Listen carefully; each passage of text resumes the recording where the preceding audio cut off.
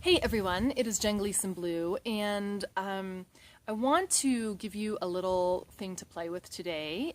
It's a quad exercise, and yet we're going to use it less to fine-tune your quads and more to tease out some things that may be happening in your body, including one, which I'll share about at the end, that I didn't realize I was doing when I was doing this a lot. And I teach this exercise, and I just a couple months ago discovered, like, oh my gosh, I was turning on a whole part of my body that I didn't need to. So perhaps you've done this before. You're just going to lie down. I'm going to bolster my head and shoulders a little bit with a sweater and a ball. And so, just to keep my ribs from being really high. So you have one leg bent, yeah? And so the point of this exercise is to center your patella, your kneecap here. We're not going to worry about getting that exact because I'm more interested in exploring what else are you doing?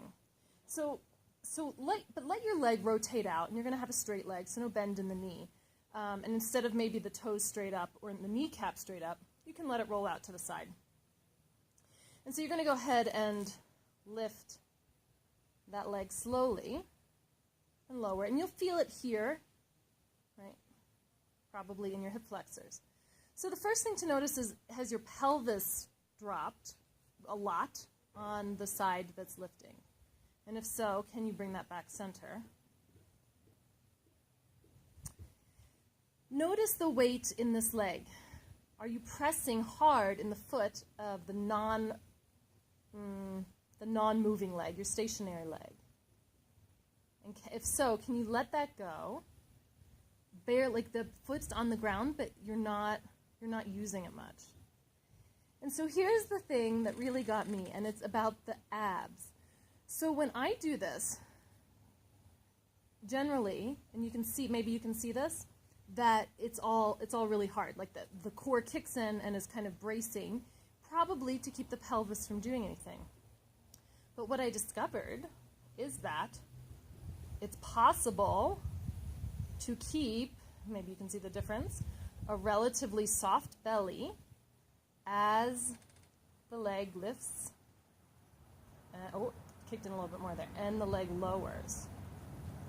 So for me, there was all of this bracing that was happening through the belly that doesn't need to happen, and you can switch sides, in order to accomplish this exercise.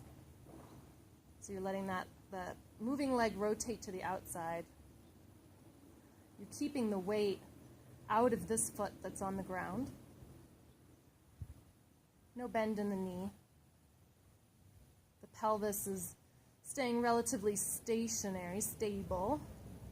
And can you do it, and it might take some playing around, can you do it without bracing in the core? And this may not be a thing for you. You may not be tempted to brace here. Right? We all have, it's really hard with this leg to get it off the ground without the bracing. I'm going to come up. Right, so there are different ways to do it. Can you keep your belly loose and relaxed? Loose is maybe not the right word. As you lift, or maybe you have to come up and then find the looseness, and then you're probably able to maintain it.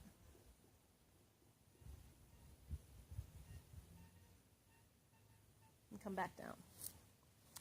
So for me, I just love finding those places where I'm